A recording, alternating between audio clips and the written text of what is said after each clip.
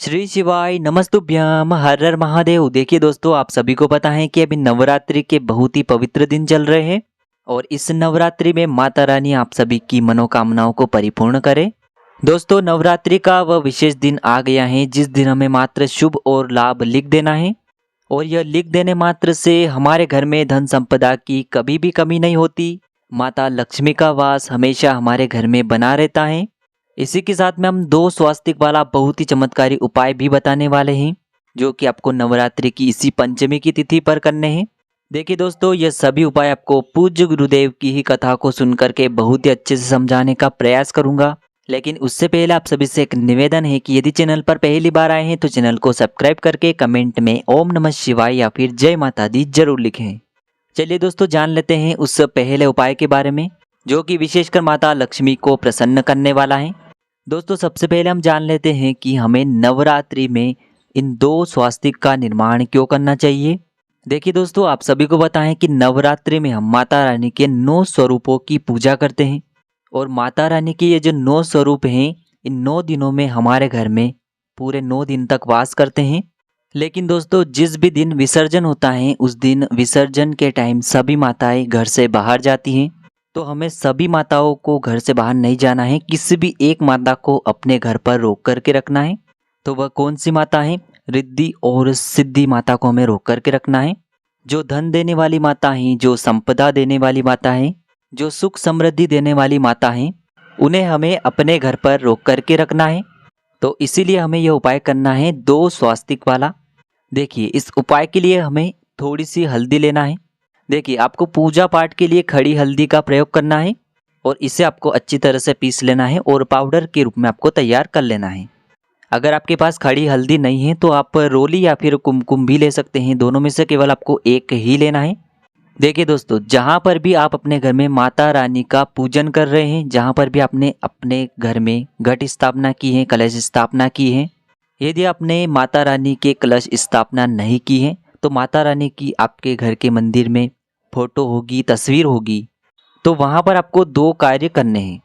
देखिए दोस्तों, आपको क्या करना है, माता रानी की जो आपने स्थापना की है या फिर तस्वीर है जो भी है, उसके अगल बगल आपको शुभ लाभ लिखना है। यदि शुभ लाभ लिखने की जगह नहीं है तो फिर आप एक कार्य कर सकते हैं कि माता रानी की तस्वीर के अगल बगल में आप एक एक बिंदी भी लगा सकते हैं। एक बिंदी रिद्धि के नाम की लगानी है, एक बिंदी आपको सिद्धि के नाम की लगानी है।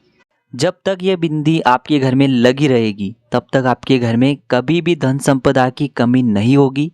तो आपको क्या करना है, माता रानी की किसी भी तस्वीर, चाहे लक्ष्मी जी की तस्वीर हो या फिर माँ दुर्गा की तस्वीर हो, माता रानी के किसी भी स्वरूप की तस्वीर के अगल बगल में आपको या तो शुभ लाभ लिख देना है। शुभ लाभ नहीं लिख सकते हैं तो एक एक बिंदी आपको लगा देनी है। तो यह कार्य आप कल भी कर सकते हैं, बहुत ही विशेष तिथि है पंचमी की तिथि, या फिर आप नवरात्रि में माता रानी के विसर्जन से पहले इस कार्य को अवश्य कर लें ताकि आपके घर में कभी भी धन संपदा की कमी नहीं हो।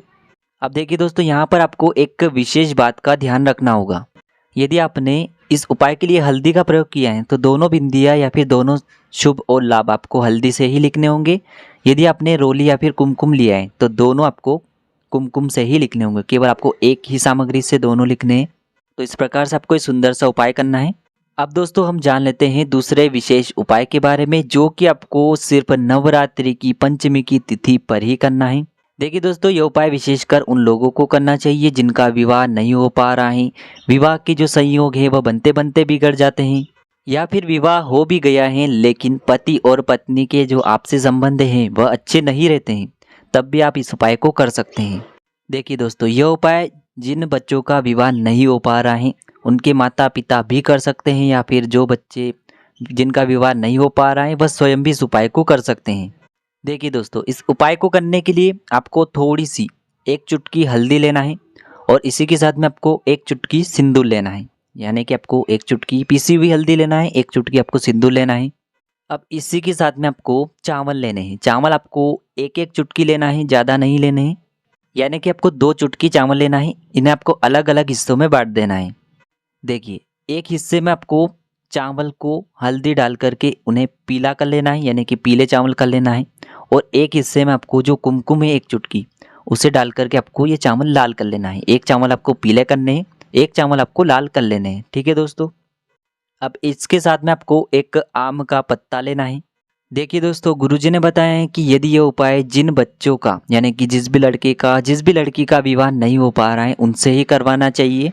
तो सबसे पहले तो जिन बच्चों का विवाह नहीं हो रहा है उनका आपको सीधा हाथ लेना है और उस सीधे हाथ की हथेली पर आपको आम का जो पत्ता है वह रखना है। उस आम के पत्ते के ऊपर आपको 2 स्वास्तिक का निर्माण करना है। देखिए, आपको एक एक बात बहुत ही अच्छे से समझाने का प्रयास किया जा रहा है, इसीलिए बहुत ही ध्यान से इस उपाय को समझिए। देखिए दोस्तों, आम के पत्ते पर आपको स्वास्तिक किस प्रकार से बनाना है। एक स्वास्तिक आपको हल्दी का बनाना है उस आम के पत्ते पर, और उसी आम के पत्ते पर दूसरा स्वास्तिक जो है आपको कुमकुम का बनाना है। रोली या कुमकुम का जो भी आप बनाना चाहते हैं, तो दूसरा स्वास्तिक आपको बनाना है। तो एक आम के पत्ते पर आपने 2 स्वास्तिक बना दिए हैं। अब दोस्तों, आपने लाल चावल और पीले चावल को अलग अलग तैयार किए थे, अभी आपको कुछ देर पहले बताया था। तो देखिए दोस्तों, लाल चावल जो है, आपने जो पीला स्वास्तिक बनाया है आम के पत्ते पर, उस पर आपको लाल चावल की डेयरी रखना है, और जो आपने पीले चावल तैयार किए हैं वो आपको लाल स्वास्तिक के ऊपर रखना है। सामने आपको दिखाया जा रहा है, इसी प्रकार से आपको यह चावल रखने हैं। इस प्रकार से इस आम के पत्ते को तैयार करके जिस भी लड़के का या लड़की का विवाह नहीं हो पा रहा है उसके सीधे हाथ की हथेली पर इस पत्ते को आपको रख देना है।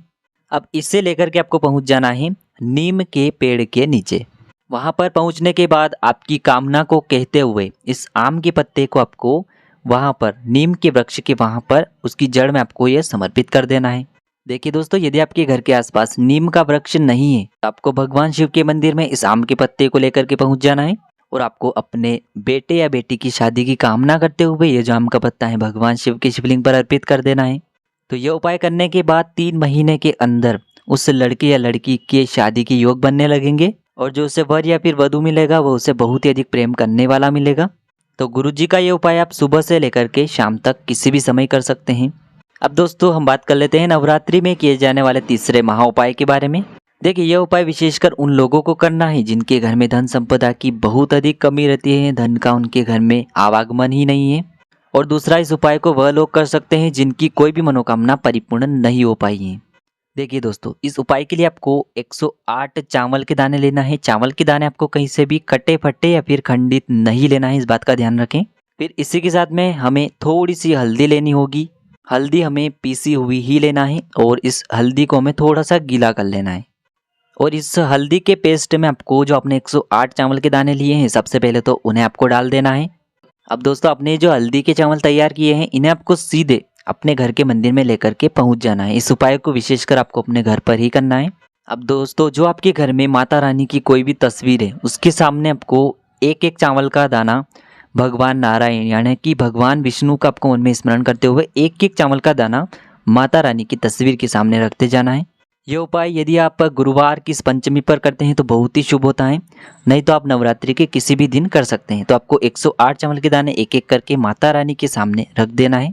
तो इस नवरात्रि में जो भी व्यक्ति इस प्रकार से 108 चावल के दाने माता रानी के सामने रख देता है उसके घर में कभी भी धन संपदा की कमी नहीं होती है, और माता लक्ष्मी का निवास उनके घर में सदैव के लिए होता है। तो दोस्तों, इस प्रकार से आज की इस वीडियो में हमने आपको नवरात्रि की पंचमी पर किए जाने वाले बहुत ही चमत्कारी उपाय बताए हैं। जो भी उपाय आपके लिए उचित हैं, सरल हैं, उसे आप कर सकते हैं। श्री शिवाय नमस्तुभ्यम। हर हर महादेव।